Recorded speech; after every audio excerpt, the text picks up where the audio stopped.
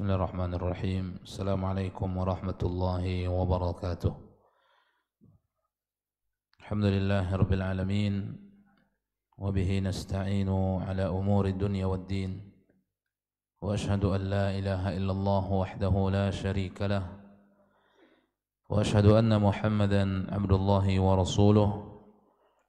Sallallahu alaihi wa ala alihi wa ashabihi.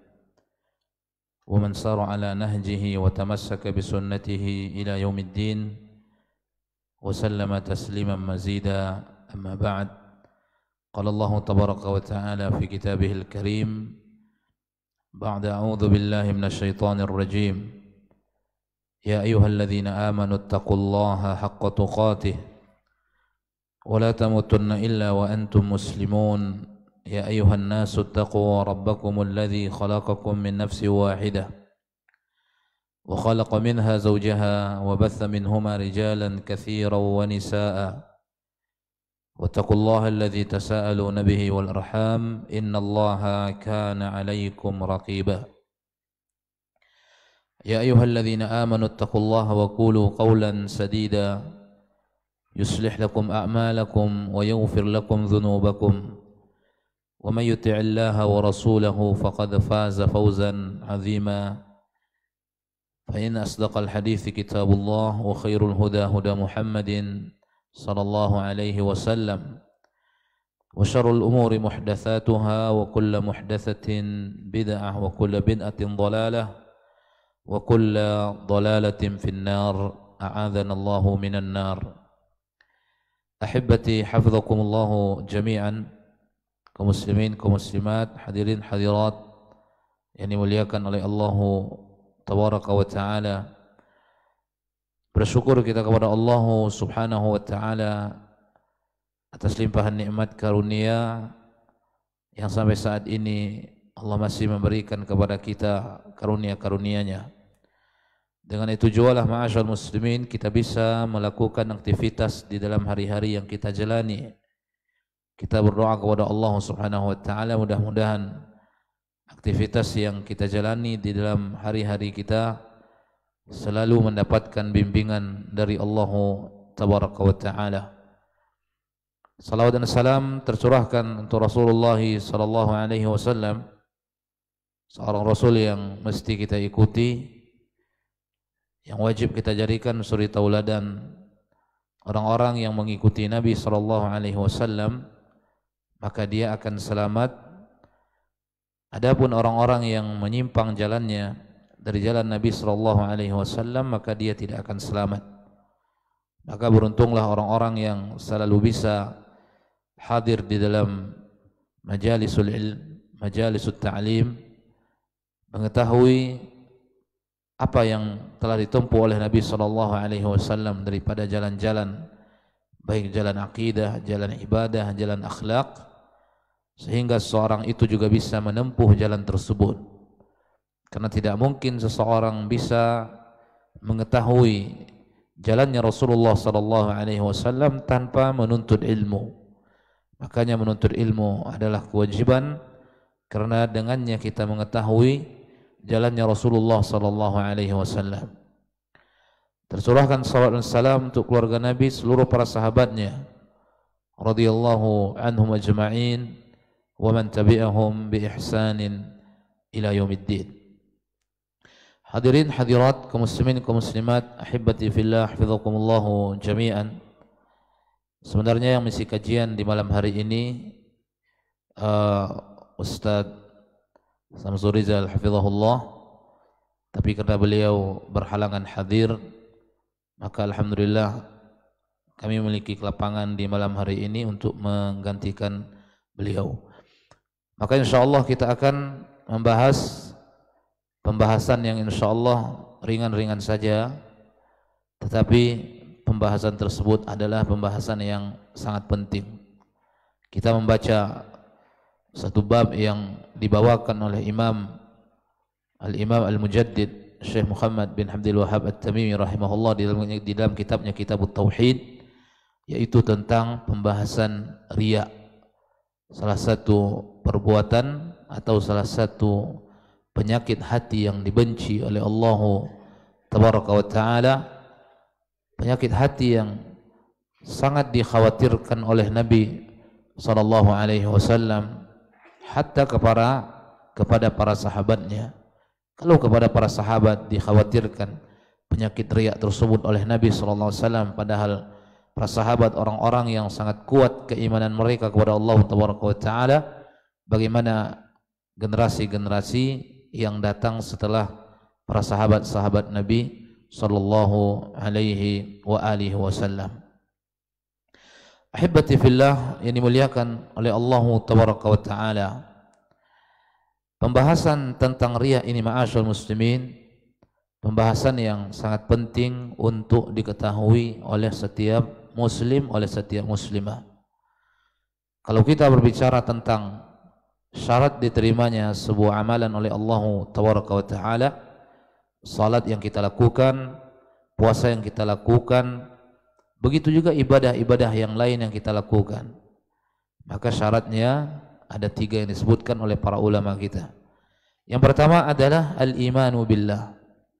Seorang yang beramal baru amalannya diterima oleh Allah tabaraka wa taala, syarat yang pertama adalah al-imanu billah, beriman kepada Allah tabaraka wa taala.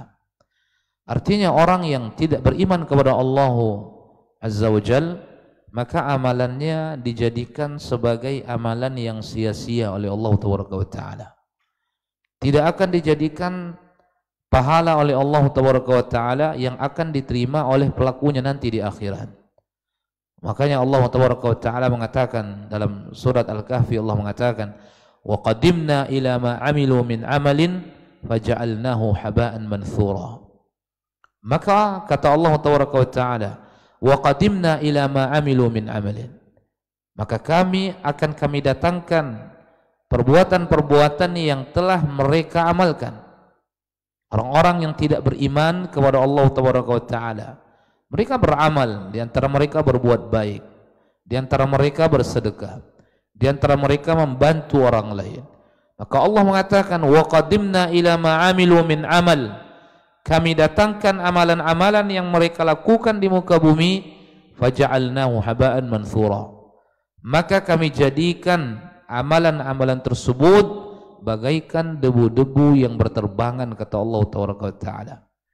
Maka syarat pertama tidak tercukupi oleh seorang tersebut, maka amalan yang baik yang mereka lakukan tidak menjadi kebaikan bagi pelakunya. Kemudian yang kedua, ma'asyarul muslimin, ahibati fillah, yang dimuliakan oleh Allah taala, syarat yang kedua adalah mutaba'ah. Bagaimana seseorang setelah dia menjadi orang yang beriman kepada Allah taala, beriman kepada Nabi sallallahu alaihi wasallam, beriman kepada apa yang Allah perintahkan mengimaninya, beriman apa yang diperintahkan oleh Nabi untuk mengimaninya. Setelah dirinya menjadi seorang mukmin, dan itu syarat mutlak, karena di dalam ayat yang Allah mengatakan, man amila salihan min dzakarin aw untha wa huwa mu'min. Siapa yang beramal dengan amal yang saleh, laki-lakikah dia, wanitakah dia, syaratnya beriman, disebutkan oleh Allah azza wa jalla. Maka setelah dia menjadi orang yang beriman, syarat yang kedua adalah mutaba'atu li Rasulillah. Bagaimana amalan-amalan yang dia lakukan tersebut, apapun itu, mutaba'atu li Rasulillah, mengikuti Rasulullah sallallahu alaihi wasallam. Artinya dia beramal tidak sesuai dengan keinginannya, dia beramal tidak semaunya. Sebagaimana ada yang mengatakan, walaysa sya'an an ta'budallaha kama turid. Bukanlah sesuatu yang diinginkan engkau menyembah Allah seperti apa yang kau inginkan, tidak. Walakinna sya'an an ta'budallaha kama yurid. Tetapi yang diinginkan itu adalah, yang menjadi patokan itu adalah, yang menjadi tuntutan itu adalah bagaimana ibadah yang engkau lakukan seperti apa yang diinginkan oleh Allah, seperti apa yang diinginkan oleh Nabi sallallahu alaihi wasallam. Maka syarat yang kedua ini, ma'asyarul muslimin, adalah mutaba'atur Rasul, mengikuti Nabi sallallahu alaihi wasallam. Dan ini juga bagian daripada syarat mutlak. Orang yang beramal menyimpang amalannya dari cara Rasulullah SAW, dari keinginan Nabi SAW, maka amalan tersebut juga tidak diterima. InsyaAllah semua kita ya tahu pernah 3 sahabat mengetuk pintu rumah Nabi SAW, lalu mereka tidak menjumpai Nabi. Mereka menjumpai istri Nabi, kemudian mereka bertanya, bagaimana ibadahnya Rasulullah SAW? Bagaimana penghambaan Nabi? Kalau Nabi salat seperti apa? Kalau Nabi beribadah seperti apa? Diceritakan oleh istrinya bahwa Nabi itu ibadahnya sangat luar biasa. Maka 3 sahabat ini timbul keinginan di dalam dirinya untuk memperkencang ibadahnya, tanpa memperdulikan akankah ibadah seperti itu nantinya diinginkan oleh Nabi SAW atau tidak. Intinya mereka perbanyak saja ibadah itu, tidak terlalu mengacu kepada kualitasnya, tapi bagaimana kuantitasnya. Karena mereka sangat merasa kerdil dengan ibadah mereka yang dibandingkan dengan ibadah Nabi SAW. Maka timbul keinginan salah satu mereka salat malamnya itu sepanjang malam, tidak ada istirahatnya. Selesai 2 rakaat, lanjutkan rakaat berikutnya. Selesai 2 rakaat, lanjutkan rakaat berikutnya. Begitu seterusnya. Begitu juga dengan puasa, tanpa berbuka. Hari Senin berpuasa, hari Selasa berpuasa, hari Rabu berpuasa, melebihi puasa Nabi Daud alaihissalam. Kalau Nabi Daud 1 hari berpuasa, besok berbuka, berikutnya berpuasa, berikutnya berbuka. Tapi orang itu meniatkan ingin puasa setiap hari. Kemudian yang satu lagi mengatakan dia tidak akan menikah dengan wanita dan dia akan memperkencang ibadahnya. Begitu berita ini, keinginan 3 sahabat ini sampai ke telinga Rasulullah SAW, maka dipanggillah mereka oleh Nabi SAW.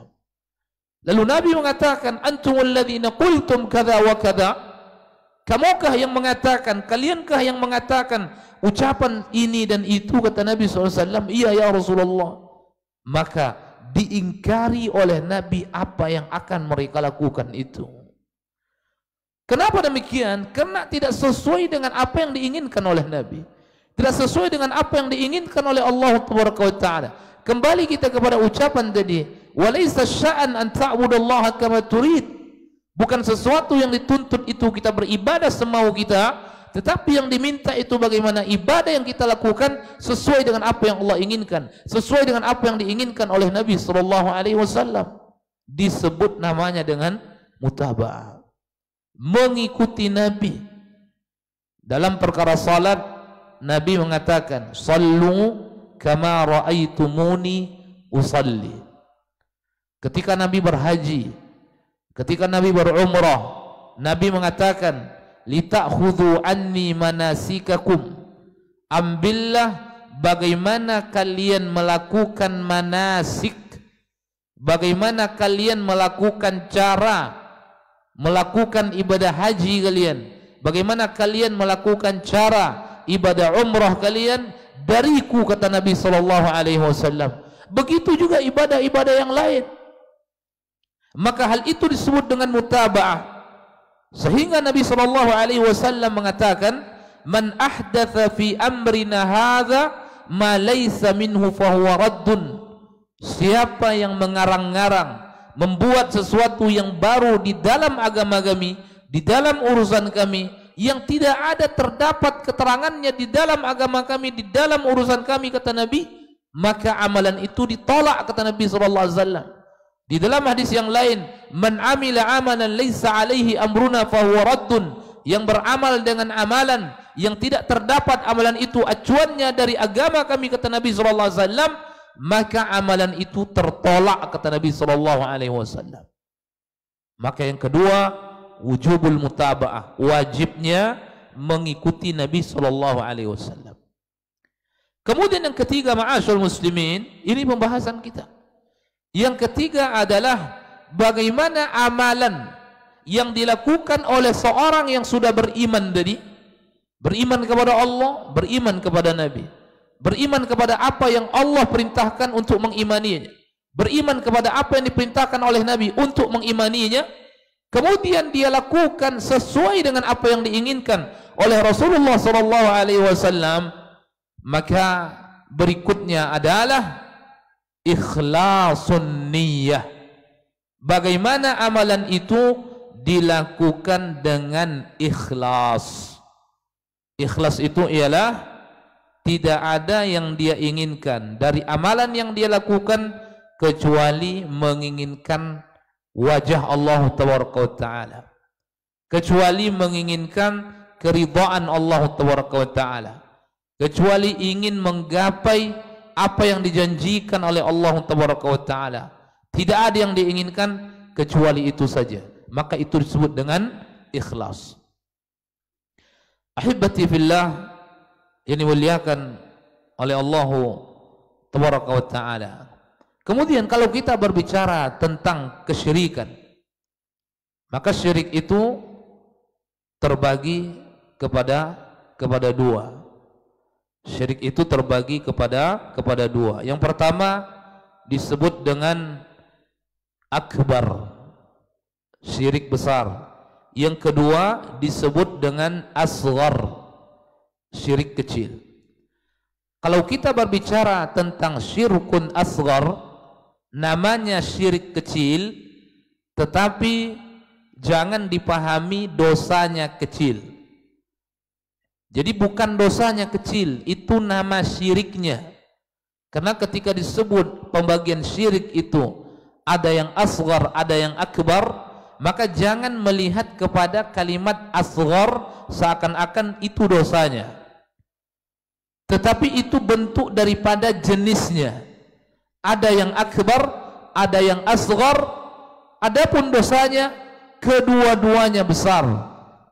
Yang kecil dosanya besar, yang akbar dosanya lebih besar.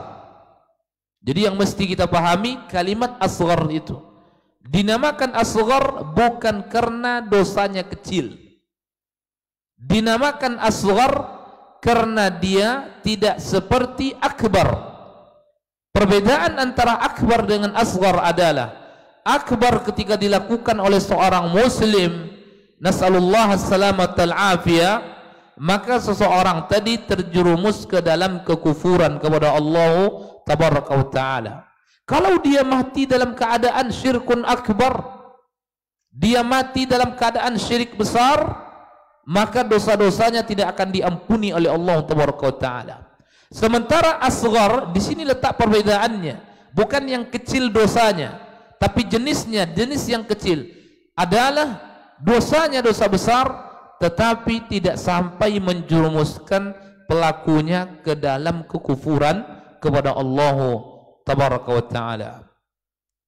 Ahibati fillah yang dimuliakan oleh Allah tabaraka wa ta'ala, syirkun asghar atau ar-riya, pembahasan kita yaitu tentang riya, disebutkan juga oleh para ulama namanya asyirkul khafi. Jadi ada yang menyebutnya dengan asyirkul asghar, riya tadi, ada yang menyebut namanya dengan asyirkul khafi. Karena syirik ditinjau dari nampak atau tidak nampaknya, ditinjau dari besar atau kecilnya, ada yang besar, ada yang kecil. Ditinjau dari nampak atau tidak nampak, ada disebut dengan asyirkul zahir. Seperti seseorang menyembah selain Allah tabaraka wa taala, ini syirkul zahir. Menyembah kuburan, menyembah berhala, menyembah patung, menyembah pepohonan, menyembah benda-benda keramat. Ini syirkun zahir. Diketahui oleh orang dia menyembah selain Allah tabaraka wa taala, menyembah matahari, menyembah api, menyembah bulan, menyembah bintang, apa saja, maka disebut dengan syirkun zahir. Kemudian ma'asyarul muslimin ahibati fillah, muliakan oleh Allah tabaraka wa taala, Yang kedua disebut dengan asyirkul khafi. Khafi itu artinya tersembunyi, kesyirikan yang tersembunyi. Fahadha la yarahun nas wa la ya'lamunahu. Adapun syirkun khafi ini tidak nampak oleh manusia, pelakunya melakukannya. Tidak nampak oleh manusia, pelakunya melakukannya. Berbeda dengan syirkun zahir tadi, yang menyembelih untuk selain Allah dilihat, yang sujud kepada selain Allah dilihat, yang menyembah matahari dilihat, yang menyembah api dilihat, yang menyembah kuburan dilihat, yang menyembah berhala dilihat. Sementara syirkun khafi tidak ada yang mengetahui, karena dia tersembunyi di dalam hatinya, di dalam hatinya. Maka di antaranya ma'asyarul muslimin ahibbati fillah wa huwa riya. Itulah riya itu. Dan pembagian yang kedua adalah sum'ah. Riya'un wa sum'atun. Riya itu dari kalimat ra'a yara, artinya melihat. Riya penglihatan. Ketika dia beramal, dia mengharapkan penglihatan orang lain melihatnya. Kemudian sum'ah dari sami'a yasma' artinya mendengar. Sum'ah pendengaran, dia beramal atau dia mengucapkan kalimat-kalimat thayyibah, membaca Al-Quran, berzikir, dan dia mengharapkan pendengaran orang lain mendengarnya. Maka itu semua merupakan syirkun, tetapi min dimni asyirkil asghar, bagian daripada kesyirikan yang kecil. Maka sekali lagi kita katakan syirkun asghar bukan berarti dosanya yang kecil, tapi jenisnya. Dosanya para ulama mengatakan syirkun asghar dzunubuhu akbar minal kabair. Syirik kecil itu dosanya, dzambuhu akbar minal kabair, lebih besar dosanya daripada dosa-dosa besar. Sebut aja dosa besar yang tidak sampai kepada mengkafirkan, dibandingkan dengan syirkun asghar ini, lebih besar dosa syirkun asghar daripada dosa-dosa besar yang terdapat ancamannya dari Nabi SAW. Kenapa dikatakan syirkun asghar, riya, sum'ah, dua amalan ini lebih besar dosanya daripada dosa-dosa besar? Dosa-dosa besar itu masih ada kemungkinan diberikan ampunan oleh Allah Taala. Makanya ketika Nabi menyebutkan tentang hadis qudsi fima yarwihi an rabbih tabaraka wa taala, Nabi mengatakan apa?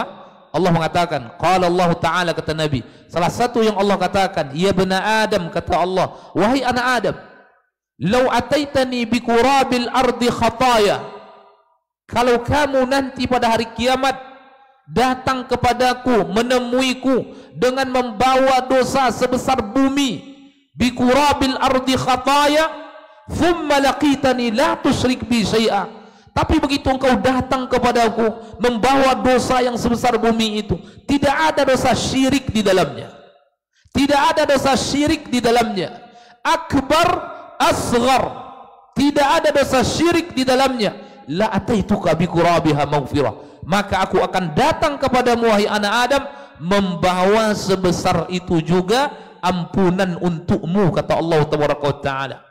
Maka dari hadis yang mulia ini, hadis yang sahih, hadis kursi, para ulama kita mengatakan dosa selain daripada syirkun tahta masyiatillahi tabaraka wa ta'ala, di bawah kehendak Allah tabaraka wa ta'ala, artinya masih berkemungkinan, masih ada kemungkinan pelakunya diberikan maaf oleh Allah tabaraka wa ta'ala.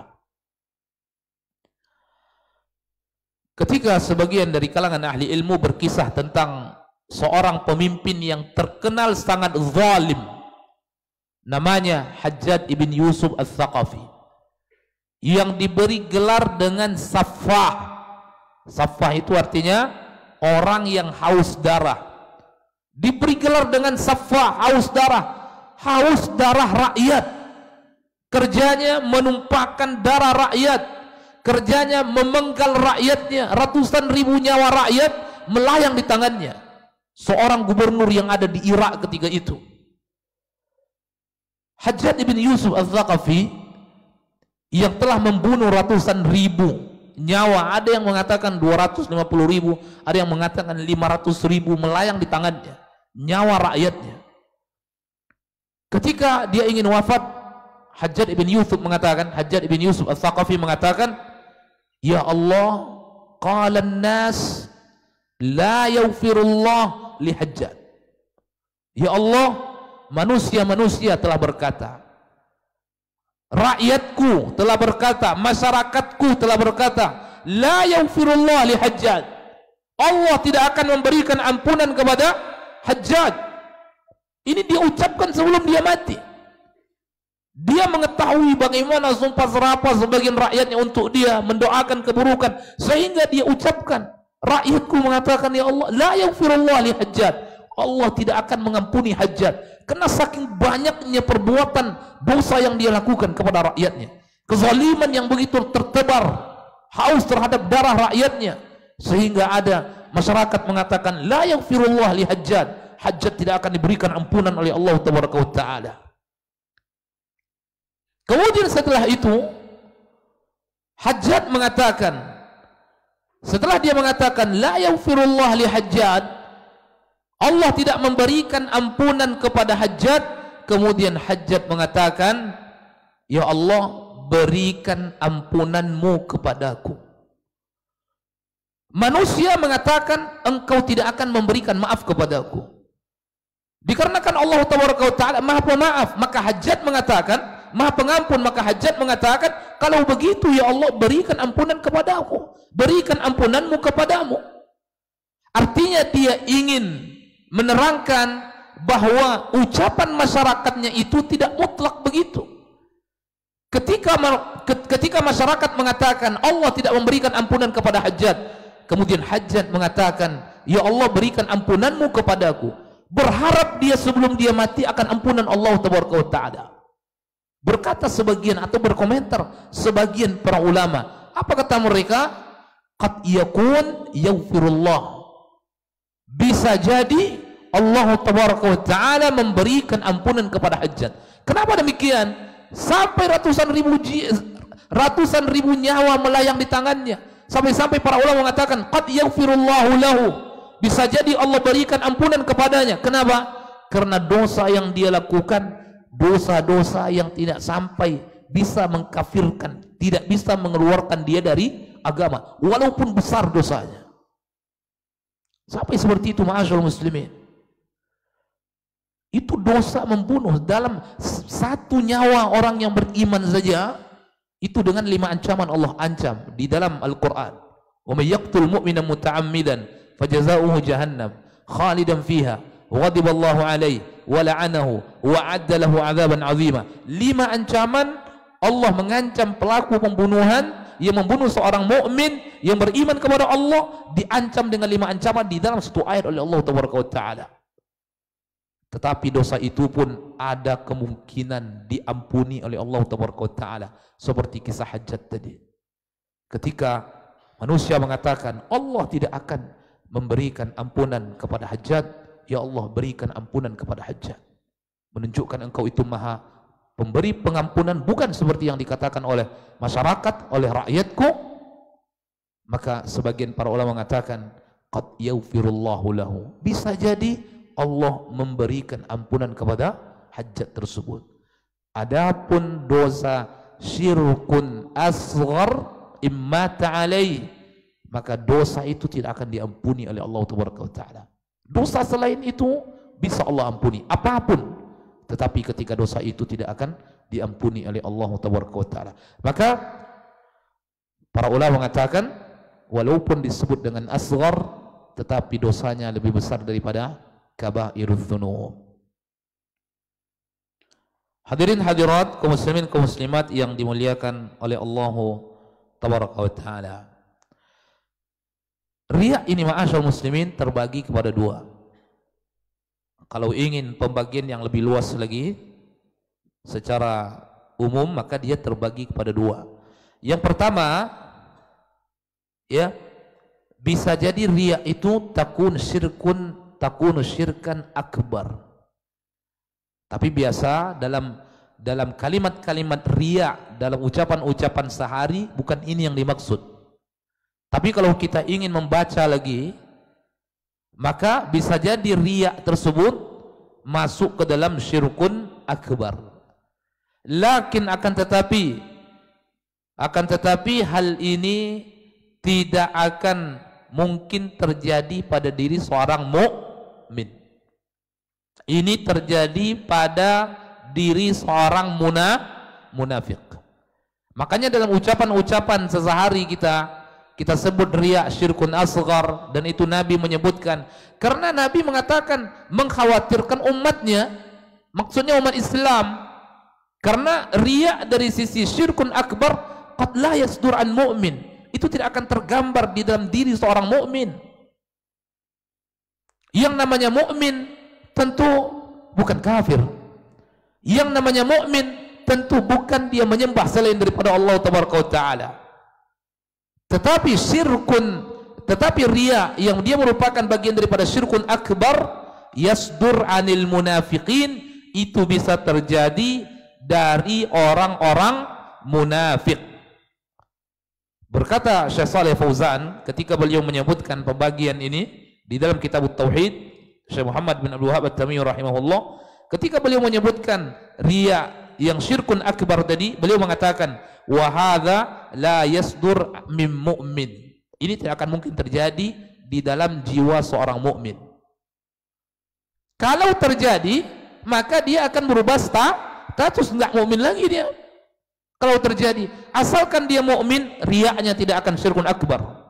Karena kalau sudah berubah, status diri pun sudah berubah. Berarti dia munafik atau yang semisal dengannya. Makanya Syekh mengatakan wa hadza la yasdur min mu'min. Riya min dimni syirkil akbar, itu tidak akan terjadi pada diri seorang mukmin. Karena kalau terjadi pada dirinya, bukan mukmin lagi namanya. Ini adalah fahadha riyaul munafiqin, ini adalah riyanya orang munafik. Orang munafik yang menginginkan dilihat amalannya oleh orang. Orang munafik berpura-pura Islam, lalu dia beramal agar dilihat oleh kaum muslimin. Lalu dia beramal agar dilihat oleh sahabat-sahabat di masa itu. Lalu dia beramal agar nampak oleh Nabi SAW, seperti Abdullah bin Ubay. Beramal ingin dilihat oleh Nabi SAW, beramal ingin dilihat oleh sahabat-sahabat yang lain. Dia bukan seorang mukmin, dia seorang munafik. Apa kata Allah Taala? Innal munafiqina yukhadi'una Allah wa huwa khadi'uhum wa idza qamu ila salati qamu qusala yura'unan nas. Karena dulu orang-orang munafik di kota Madinah itu banyak, tidak sedikit, dan itu Allah katakan wa mimman haulakum minal a'rabi munafiqun. Muhammad, orang-orang yang berada di sekeliling kalian itu minal a'rabi, dari kalangan-kalangan Arab Badui, munafiqun, itu banyak yang munafik, tidak benar imannya, pura-pura beriman agar kamu dan sahabatmu melihat mereka beriman, tapi hakikatnya tidak. Ketika mereka salatnya bermalas-malas, yaitu pun yang mereka inginkan apa? Yura'unan nas, agar manusia melihatnya, kata Allah Taala, agar engkau melihatnya, agar sahabatmu melihatnya. Hakikatnya tidak ada niatnya kepada Allah. Makanya syirkun akbar dia. Tetapi riya dari sisi ini la yasdur an mu'min, ini tidak mungkin seorang mukmin melakukan.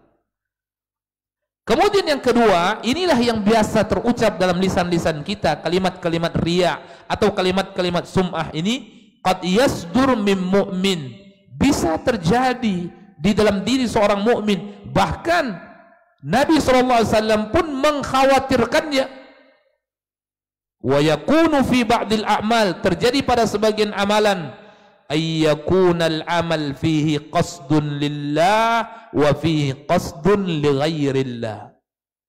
Amalan yang dilakukan untuk Allah Subhanahu wa taala, tetapi di situ ada niat tujuan untuk selain Allah Taala. Apa tujuannya? Liqasdir riya'i was sum'ati, dengan tujuan riya agar penglihatan orang melihatnya, agar pendengaran orang mendengarnya, maka ini merupakan riyaun, maka ini merupakan syirkun asghar, yaitu riya atau sum'ah. Syekh Shalih Fauzan mengatakan wa hadza huwa asyirkul asghar, maka ini merupakan asyirku al-asghar. Baik, hadirin hadirat muslimin kaum muslimat muliakan oleh Allah azza wajal. Kita azan dulu, setelah azan kita lanjutkan. Sallallahu alaihi wasallam baraka wa an'am ala abdihi wa rasulih nabiyina Muhammad, yang menunjukkan bagaimana pentingnya mengikhlaskan amal ibadah dan bagaimana bahayanya perbuatan syirik. Allah tabaraka wa taala mengatakan, "Qul innama ana basyarum mithlukum yuha ilayya annama ilahukum ilahu wahid. Faman kana yarju liqa'a rabbih falyamal 'amalan salihan wa la yusyrik bi'ibadati rabbih ahada." Pertama Allah mengatakan, "Qul," katakan wahai Muhammad.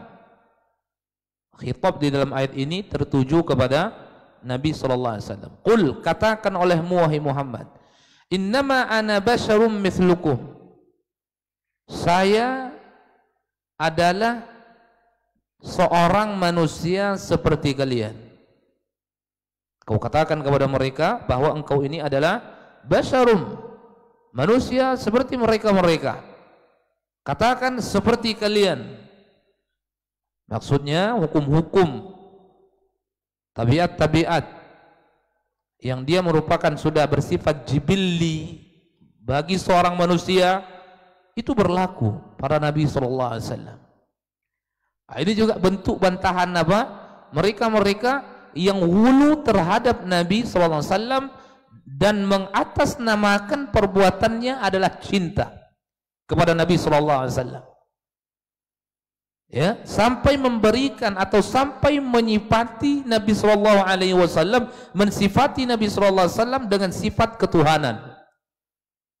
Padahal dari satu sisi Rasulullah sallallahu alaihi wasallam Allah memerintahkan agar dirinya mengatakan innama ana basyarum mithlukum. Katakan olehmu wahai Muhammad kepada mereka, saya sama dengan kalian. Sifat-sifat yang berupa jibilli bagi seorang manusia. Di antaranya apa? Manusia bisa lapar, maka Nabi pun bisa lapar. Bahkan suatu ketika di siang bolong pernah Nabi sallallahu alaihi wasallam gak ada makan apapun di rumahnya dan Nabi sedang lapar. Keluar Nabi sallallahu alaihi wasallam, di tengah jalan berjumpa dengan Abu Bakar. Nabi bertanya, "Wahai Abu Bakar, apa yang membuatmu keluar di siang hari?" Abu Bakar mengatakan, "Saya sangat lapar ya Rasulullah." Kalau begitu kita sama. Kemudian mereka berjalan, jumpa Umar. Lalu Nabi bertanya, "Umar, apa yang membuatmu engkau keluar di siang hari?" "Saya lapar ya Rasulullah." "Kalau begitu kita semua sama dalam keadaan lapar." Ini Rasulullah SAW. Kemudian diantaranya apa? Manusia bisa sakit. Maka Nabi pun bisa sakit. Sallallahu alaihi wasallam. Bahkan rasa sakit yang dirasakan oleh Nabi ketika Allah berikan penyakit itu kepada Nabi, itu melebihi rasa sakit yang dirasakan oleh siapa? Oleh umatnya. Wa yat'ab, manusia bisa lelah, bisa letih, Nabi pun demikian.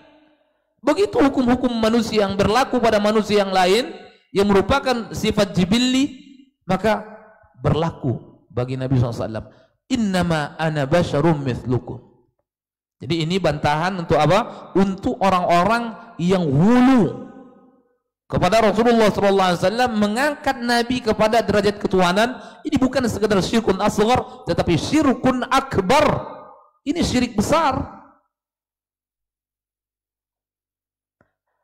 Kemudian yuha ilayya annama ilahukum ilahu wahid. Hanya saja diberikan wahyu kepadaku bahwa Tuhan kalian ada Tuhan yang satu yang berhak disembah.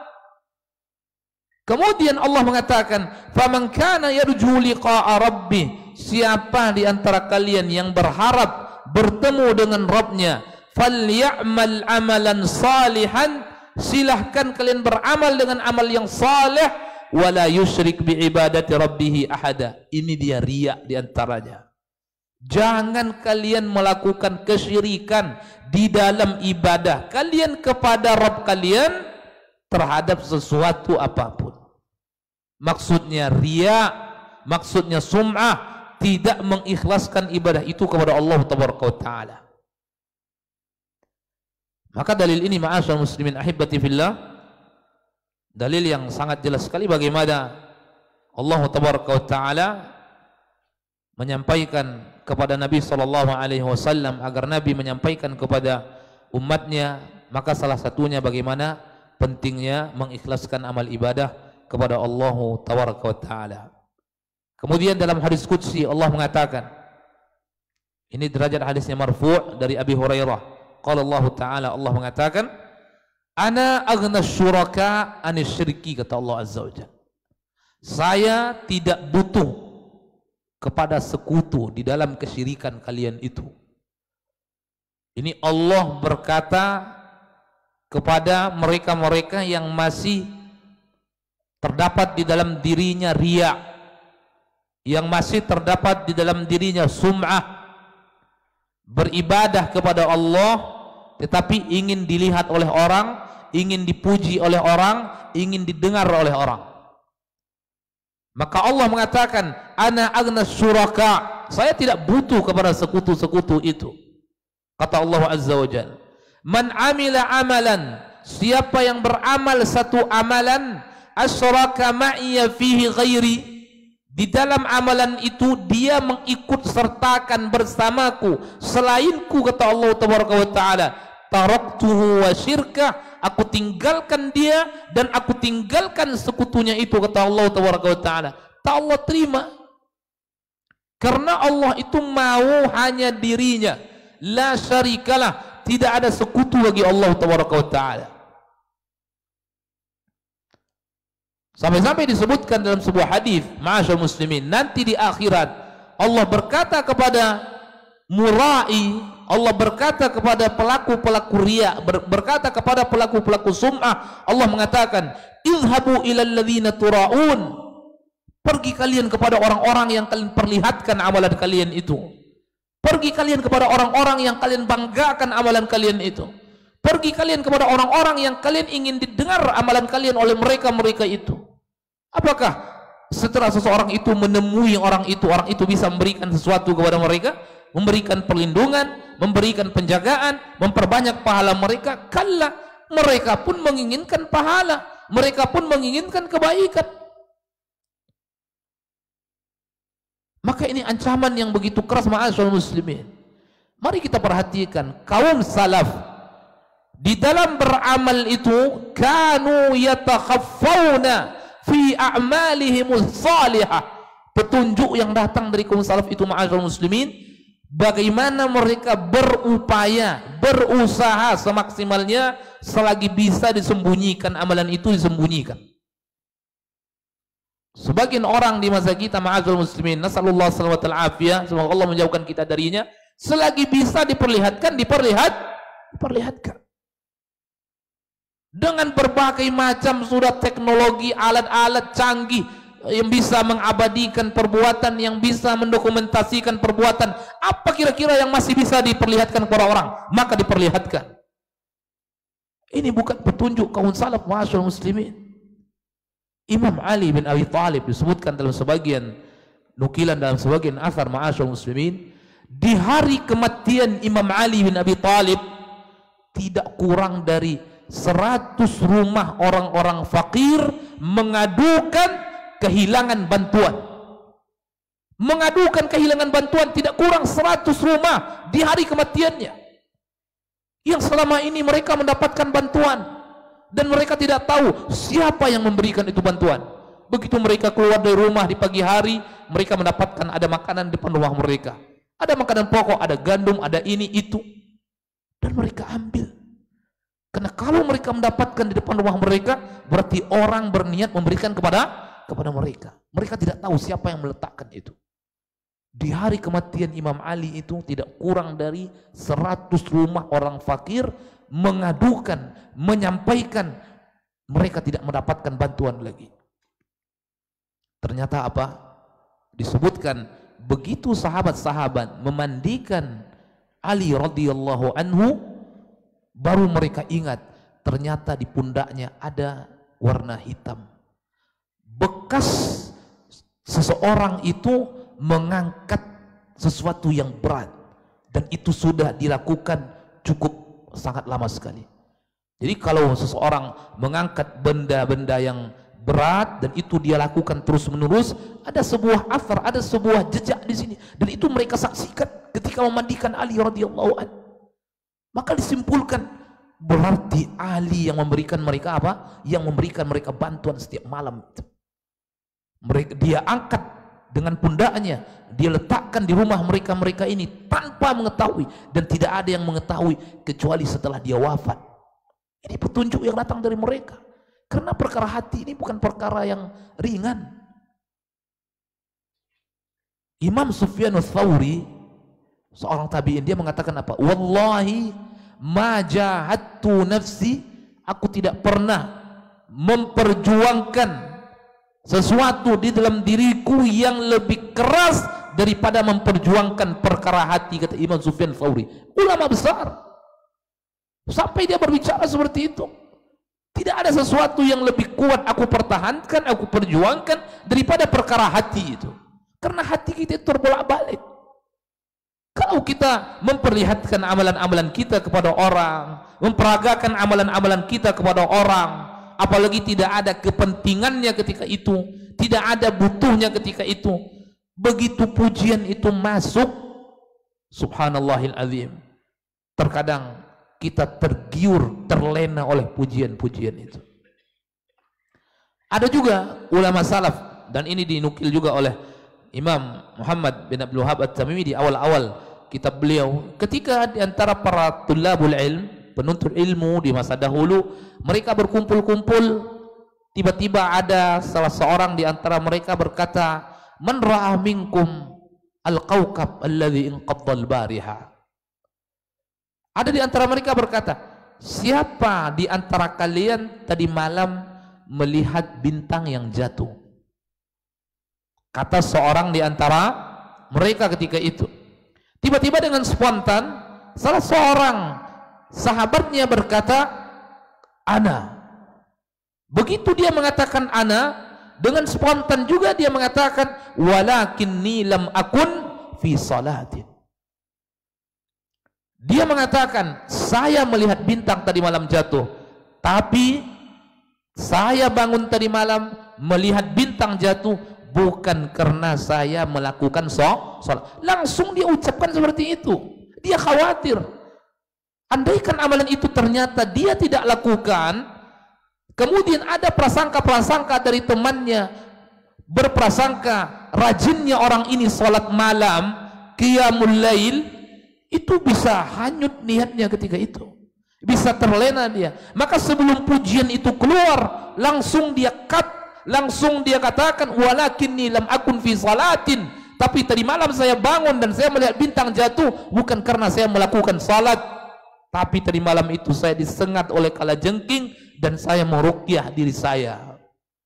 Langsung dia sebutkan agar orang tidak memujinya terlebih dahulu, maka langsung dia katakan, walakinni lam akun fi salatin. Karena ada juga di antara orang, dia tidak beramal, kemudian orang tahu dia yang melakukan amalan itu, dipuji oleh orang dan dia terima pujian itu.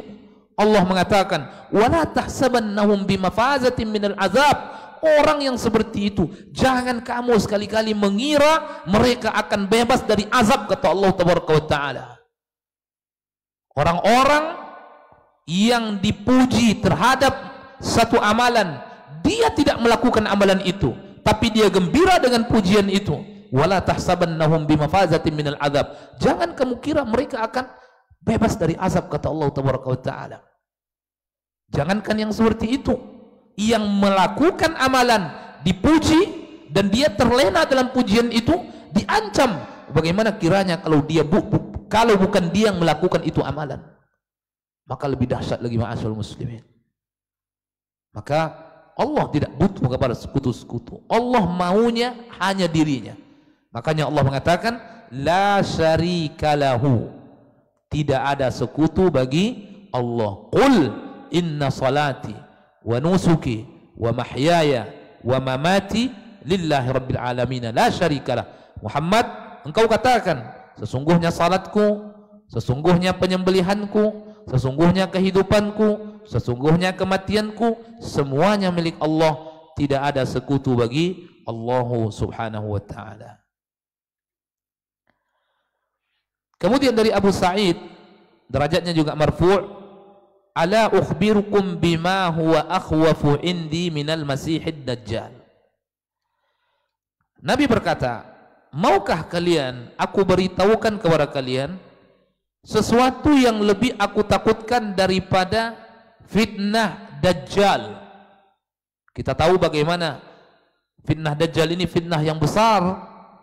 Fitnah Dajjal ini fitnah yang begitu luar biasa, sehingga Nabi mengajarkan kita setiap di penghujung salat kita berlindung kepada Allah dari fitnah apa?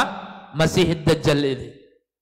Allahumma inni a'udzubika min azabi jahannam wa a'udzubika min azabil qabri wa a'udzubika min fitnatil mahya wal mamat wa a'udzubika min fitnatil masihi ad-dajjal. Setiap kita salat di penghujung salat kita ba'da tasyahudi qabla salam, yusannu lil musalli, disunnahkan bagi seorang yang salat itu menutup salatnya dengan itu qabla salam. Sampai-sampai ada yang mewajibkan dari kalangan Zahiriyah, walaupun ini pendapat yang ditinggalkan, pendapat yang lemah, tapi ada yang mewajibkan. Kenapa? Menunjukkan pentingnya itu dibaca, menunjukkan fitnah Masih Dajjal merupakan fitnah yang besar.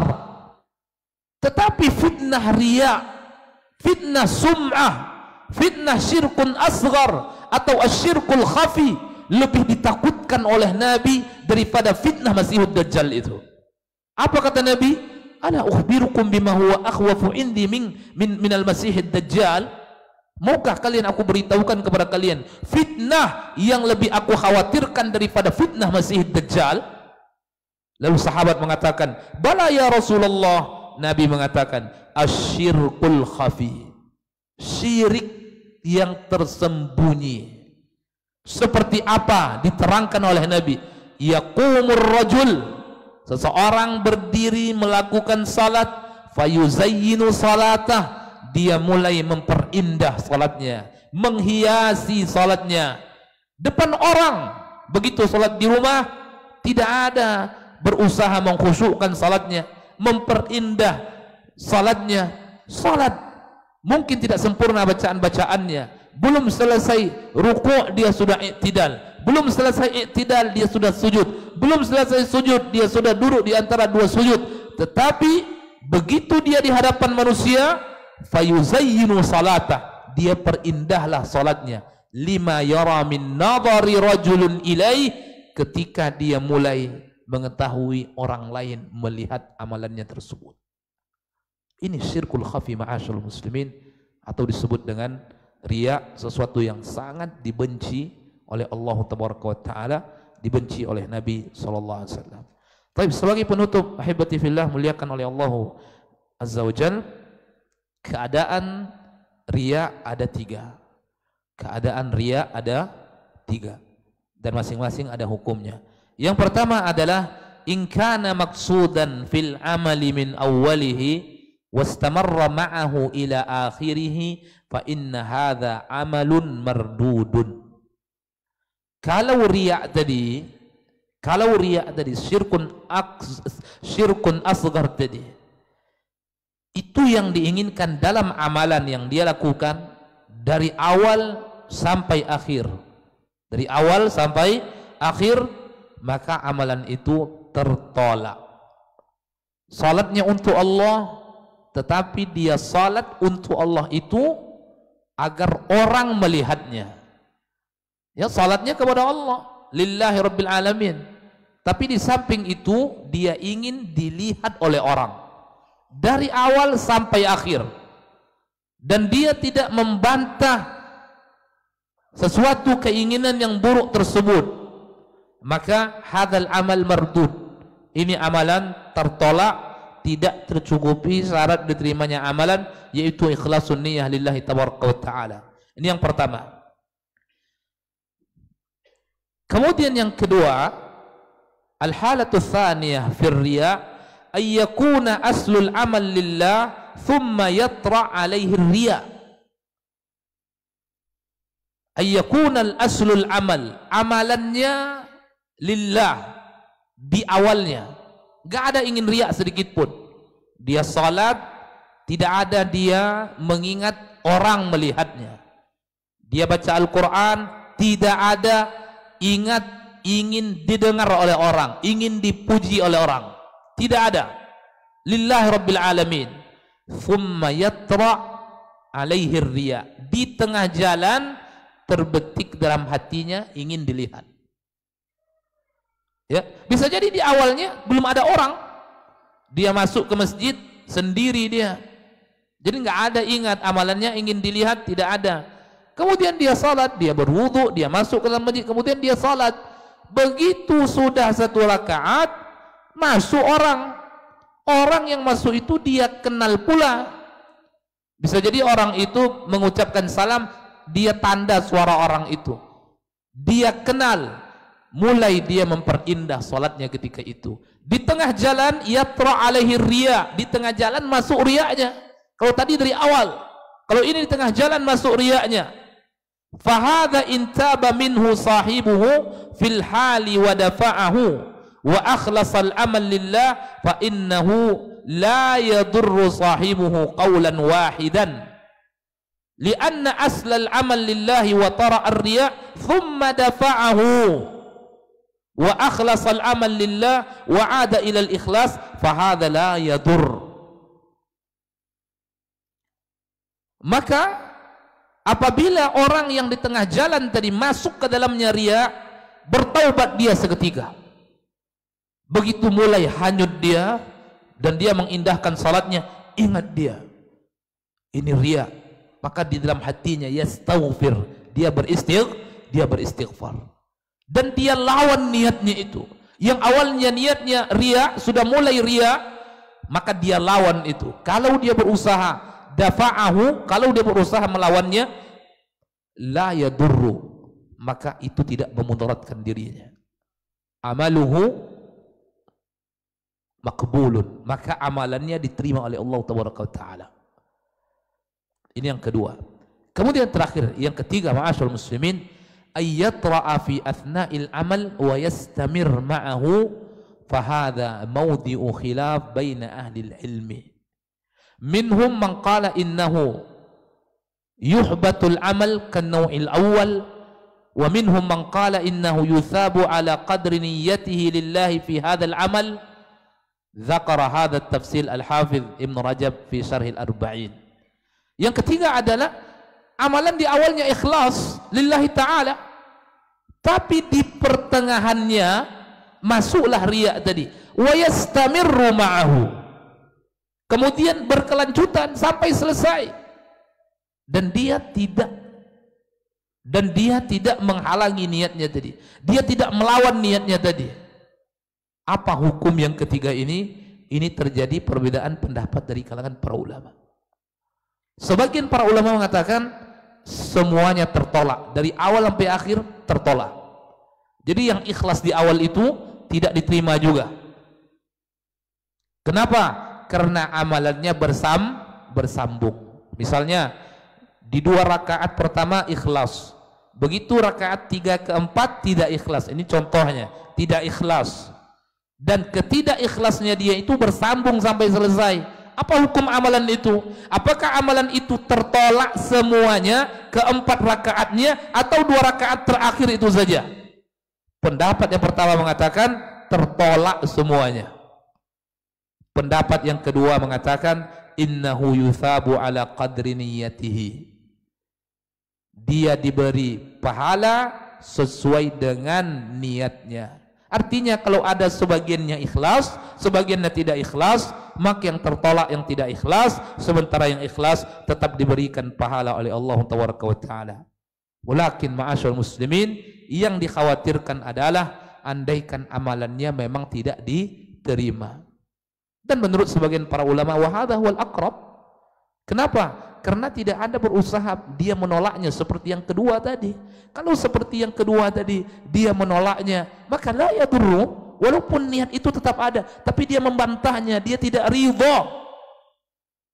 Tetapi yang ketiga ini, walaupun niat riya tadi masuknya di pertengahan, tetapi dia tidak berusaha menolaknya. Dan tidak sedikit juga dari kalangan para ulama mengatakan al-aqrab ila shawab, pendapat yang lebih dekat kepada kebenaran, di mana semuanya akan ditolak oleh Allah Taala. Tentu ini dalam amalan-amalan yang tersambung dari awal sampai akhir. Berbeda dengan amalan-amalan yang terpisah. Misalnya ketika dia bersedekah kepada si fulan ikhlas, begitu sampai kepada si fulan tidak ikhlas. Dia sama-sama sedekah, tapi begitu di sini ikhlas, begitu di sini tidak ikhlas. Sudah terputus dia. Maka yang tidak ikhlas saja tidak diterima, yang ikhlas diterima oleh Allah Taala. Tapi ibadah salat kan berbeda. Satu dalam kesatuan semuanya. Tidak bisa terpisah antara 2 rakaat pertama dengan 2 rakaat terakhir. 2 rakaat pertama bagian daripada 2 rakaat terakhir. 2 rakaat terakhir bagian daripada 2 rakaat pertama. Kalau hilang di antara rakaat itu, maka salatnya tidak sah. Makanya sebagian mengatakan, kalau dia tidak berusaha menolaknya, maka amalannya tetap tidak diterima, walaupun di awalnya dia ikhlas. Karena ikhlas itu dibutuhkan dari awal sampai selesai amalan tersebut. Ma'asyiral muslimin ahibati fillah, muliakan oleh Allah Azza wa Jalla. Ini yang bisa kita sampaikan. Mudah-mudahan Allah Taala selalu membimbing hati kita untuk selalu menghambakan diri kepadanya dengan ikhlas. Allah bimbing kita untuk menjauhkan diri dari riya. Wa sallallahu wasallam baraka wa an'am ala abdihi wa rasulih nabiyina Muhammad wa ala alihi wa sahbihi ajma'in. Assalamualaikum warahmatullahi wabarakatuh.